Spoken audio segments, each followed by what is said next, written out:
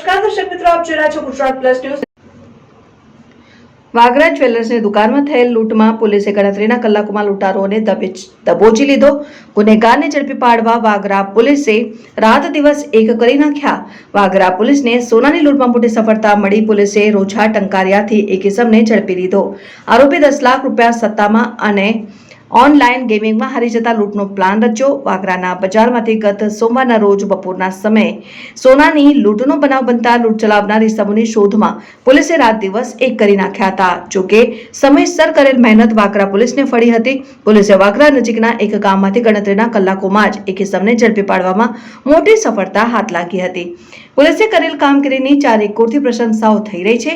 વાગરાના હૃદય સમાન વિસ્તારમાં ગત સોમવારે બપોરે એક સોનીની દુકાનમાંથી સોનાની લૂંટનો બનાવ બનવા પામ્યો હતો। લૂંટને પગલે પોલીસ હરકતમાં આવી હતી। વાગરા પીઆઈ એસડી ફૂલતરિયા તેમની ટીમ સાથે વાગરા નગર સહિત આસપાસના વિસ્તારમાંથી સીસીટીવી ફૂટેજની એક પછી એક ચકાસણી કરવાનું ચાલુ કર્યું હતું।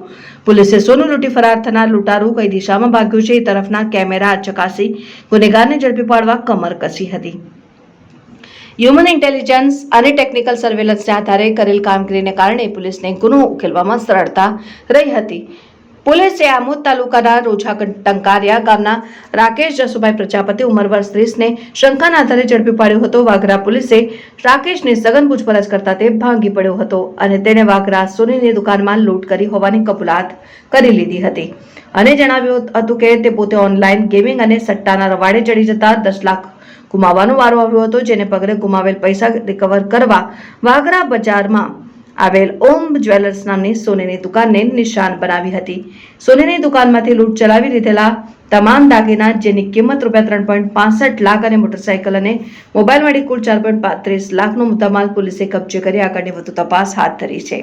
રિપોર્ટર ઇનાયત બાપુ, ગુજરાત પ્લસ ન્યૂઝ, વાગરા।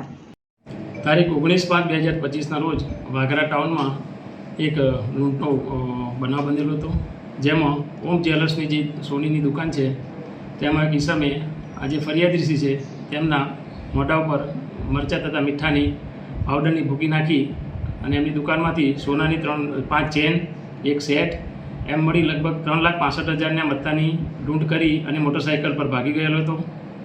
જે ગુનાની તપાસ દરમિયાન વડોદરા રેન્જના પોલીસ મહાનિરીક્ષક શ્રી સાહેબશ્રી તથા ભરૂચ પોલીસ અધિક્ષક સાહેબશ્રી નાઓની આ ગુનો ડિટેક્ટ કરવા સૂચના આપેલી હતી। જે અનુસંધાને વાગરા પોલીસ સ્ટેશનના police inspector Shri SD Fultariya નાઓએ અલગ અલગ ટીમો બનાવી અને આ ગુનાની શોધખોળ ચલાવી રહ્યા હતા।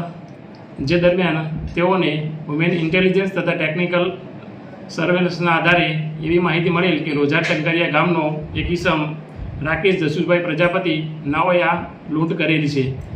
જે અનુસંધાને તેની તપાસ કરતાં તેની પૂછપરછ કરતાં સદર ઇસમે આ લૂંટ કરેલ હોવાની હકીકત જણાઈ આવતા આ ગુનાના કામે તેઓને આજરોજ સવારના કલાક 4 વાગે અટક કરવામાં આવેલ છે અને આ ગુનામાં જે લૂંટમાં ગયેલ જે મુદ્દામાલ છે સોનાનો અલગ અલગ ચેન તથા સેટ 3,65,000ની મત્તાની રિકવરી પૂરેપૂરી કરવામાં આવેલ છે તથા ગુનામાં વપરાયેલ મોટરસાઇકલ, મોબાઈલ તેની પણ રિકવરી કરવામાં આવેલ છે અને આ ગુનાની તપાસ હાલમાં તેઓ આગળ ચલાવી રહેલ છે। સાહેબ, આ જે આરોપી છે એનો કોઈ ગુનાહિત ભૂતકાળ છે કે કેમ?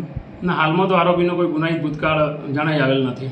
ઓકે, આ ઘટનાના જે સાહેબ સીસીટીવી સામે આવ્યા હતા એમાં સોનીની પણ બેદરકારી જણાઈ આવે છે, તો એ વિશે તમે કોઈ પ્રજાને સંદેશ આપશો? હા, તમામ જે આ ઘટના બની, જે બનાવ એમાં જે ફરિયાદી છે એ આ બનાવ દરમિયાન જે લૂંટ થઈ એ દરમિયાન પોતે પોતાના મોબાઈલમાં વ્યસ્ત હતા, જેના કારણે આ લૂંટનો ગુનો બનેલો હતો। તેથી તમામ વેપારીઓને આ બાબતે પોલીસ તરફથી સૂચના આપવામાં આવેલ છે કે આવા કોઈ વ્યક્તિ શંકાસ્પદ જણાઈ આવે તો એની ખાતરી કરી અને પછી જ એમને મુદ્દામાલ બતાવવો જોઈએ અને પોતે આવા જે સોનાના વેપારી હોય એમને પણ આવા જે બનાવ હોય, આવા વ્યક્તિ આવે ત્યારે ખરેખર એમને તમામ મુદ્દામાલ જે વેપાર જે કરતા હોય એ દરમિયાન પૂરેપૂરી એને તકેદારી રાખવી જોઈએ। આરોપીએ ગુનાને અંજામ આપતા પહેલાં કોઈ રેકી કરેલી હતી? હાલમાં તો આરોપીની જો પૂછપરછ ચાલુ કરી રહેલ છે, ચાલુ છે અને રિમાન્ડ મેળવવાની કાર્યવાહી પણ ચાલુ છે। પૂછપરછ દરમિયાન હજુ કોઈ વિગત હાલમાં જણાઈ આવેલ નથી, પણ તપાસ દરમિયાન જો વિગત બીજી કોઈ જણાય આવશે તો એ બાબતે આગળ તપાસ કરવામાં આવશે. ઓકે, એના કોઈ સાથીદાર હોય આમાં સપોર્ટ કરનાર એવું કોઈક સામે આવ્યું છે? હાલમાં કોઈ હકીકત દરમિયાન કોઈ તપાસમાં જણાઈ આવેલ નથી સાથીદારો, પણ રિમાન્ડ દરમિયાન તથા બીજી આગળની જે તપાસ દરમિયાન એમાં કોઈ આવશે તો એની પણ આ ગુનાના કામે ધરપકડ કરવામાં આવશે. સમગ્ર ઘટના શું હતી સાહેબ? કઈ રીતના ચોરીને અંજામ આપ્યો અને આરોપીને પકડવામાં કઈ રીતના પોલીસને સફળતા મળી? આ જે ઘટના છે આમાં ગામનો જે તોમતદાર છે રાકેશ જસુભાઈ પ્રજાપતિ, એને સટ્ટો રમતો હતો તથા ઓનલાઈન ગેમિંગનો લગભગ 10 લાખ રૂપિયા એ હારી ગયેલો હતો.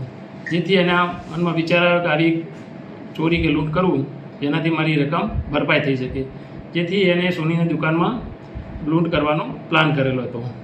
અને જે પોતે લગભગ હાલમાં તપાસ દરમિયાન એકલો જ લૂંટ કરવા આવેલ છે અને લૂંટ કર્યા બાદ મોટરસાઇકલ પર ભાગી જવાનો પ્લાન હતો. અને રસ્તામાં એને આમોદ ખાતે જઈ અને જે તે લૂંટમાં જીતે વખતે જે બનાવ વખતે કપડાં પહેરેલા હતા એ કપડાં પણ એને રસ્તામાં આમોદ જતાં બદલી નાખેલા હતા અને નવા કપડાં પહેરી અને પછી એના ઘરે ગયેલો હતો. ઓકે, તો આરોપી સુધી કઈ રીતના પહોંચી પોલીસ?